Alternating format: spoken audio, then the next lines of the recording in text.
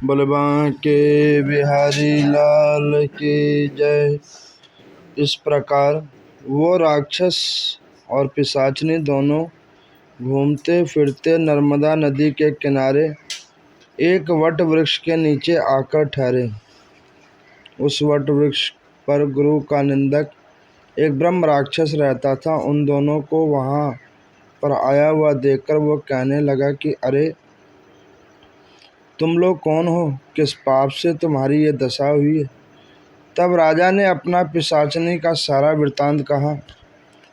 अब आप अपना वृत्तांत कहिए, क्योंकि हम और आप आपस में आज से मित्र हो गए हैं, इसीलिए मित्र से कुछ भी छुपाना नहीं चाहिए। जो मित्र से छल कपट करता है वो पाप का भागी होता है।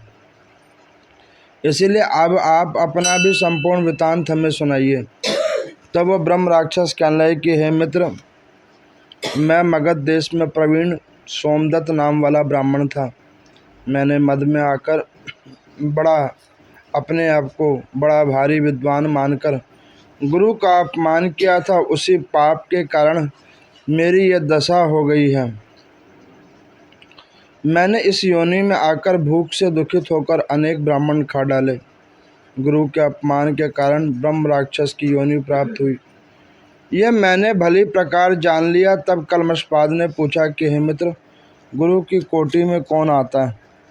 यह सुनकर सोमदत्त कहने लगे कि देखो, वेदों को पढ़ाने वाला, सुनवाने वाला, नीति शास्त्र और वेदों का व्याख्यान करने वाले, ये सब संदेहों को दूर करने वाले, भय से रक्षा करने वाले, अन्नदाता, शिक्षा देने वाला, बुरे कर्मों से रोकने वाला, ससुर, मामा, पिता, बड़ा भाई, गर्भ से मरण पर्यंत तक संस्कार करने वाला तथा राजा, इन सब की गुरु की संज्ञान होती है।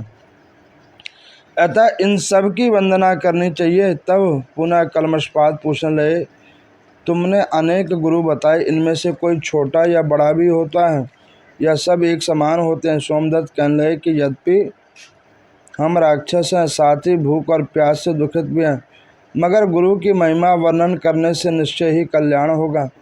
यद्यपि सब गुरु बराबर होते हैं, फिर भी इस संबंध में शास्त्रों में व्याख्या जो सुनावे, जो वेद मंत्रों को उपदेश करे, धर्म शास्त्र पुराणों के व्याख्यान करे, यही विशेष गुरु होते हैं। इनमें से प्रमुख गुरु वो होता है जो देव पूजन करवावे, देव पूजा का फल बतलावे अथवा गुप्त मंत्र का उपदेश दे। हमने गौतम ऋषि से धर्म, अर्थ, काम और मोक्ष को देने वाले सब पुराण सुने हैं। एक समय श्री महादेव जी का पूजन कर रहा था।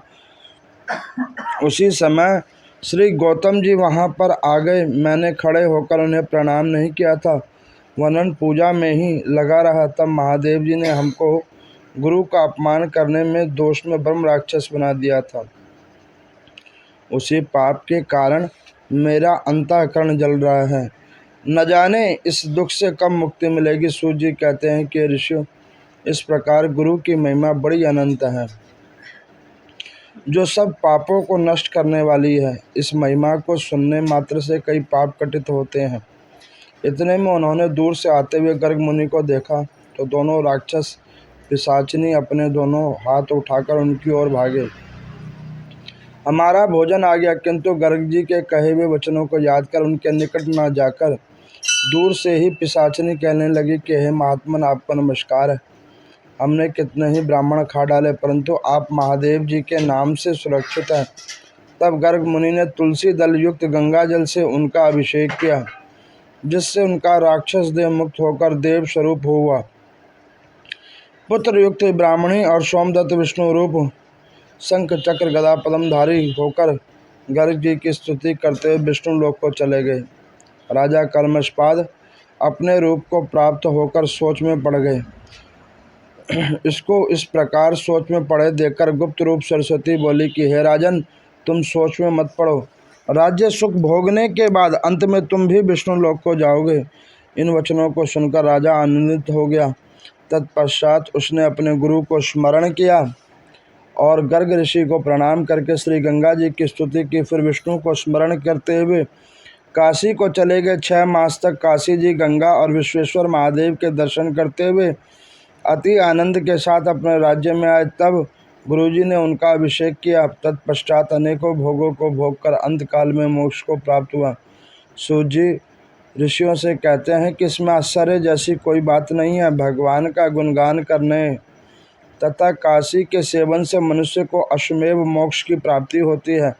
गंगा के स्नान से मनुष्यों के करोड़ों करोड़ों जन्मों के पाप दूर हो जाया करते हैं।